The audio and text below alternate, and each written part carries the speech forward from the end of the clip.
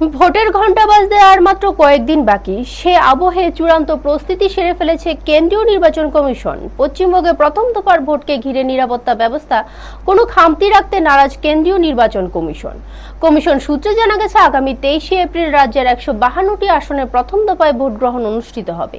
এই দফাতে উত্তরবঙ্গের সমস্ত জেলা, দার্জিলিং, জলপাইগুড়ি, আলিপুরদুয়ার, কোচবিহার, উত্তর ও দক্ষিণ দিনাজপুর এবং মালদায় ভোট নেওয়া হবে। পাশাপাশি মুর্শিদাবাদ, বীরভূম, পশ্চিম বর্ধমান, পুরুলিয়া, বাঁকুড়া, ঝাড়গ্রাম, পশ্চিম ও পূর্ব মেদিনীপুর জেলায় একাধিক আসনে ভোট গ্রহণ হবে। নির্বাচনকে শান্তিপূর্ণ ও সুষ্ঠু করতে প্রথম দফায় মোট 2407 কোম্পানির কেন্দ্রীয় বাহিনী মোতায়েনের সিদ্ধান্ত নেওয়া হয়েছে। কমিশনের দেওয়া হিসেব অনুযায়ী মুর্শিদাবাদ জেলায় সবচেয়ে বেশি বাহিনী রাখা হয়েছে। এছাড়া দার্জিলিং জেলায় 61 কোম্পানি, শিলিগুড়ি পুলিশ কমিশনারেটে 44 কোম্পানি, কালিম্পংয়ে 21 কোম্পানি, জলপাইগুড়িতে 92 কোম্পানি, আলিপুরদুয়ারে 77 কোম্পানি এবং কোচবিহারে 146 কোম্পানির কেন্দ্রীয় বাহিনী মোতায়েন থাকবে।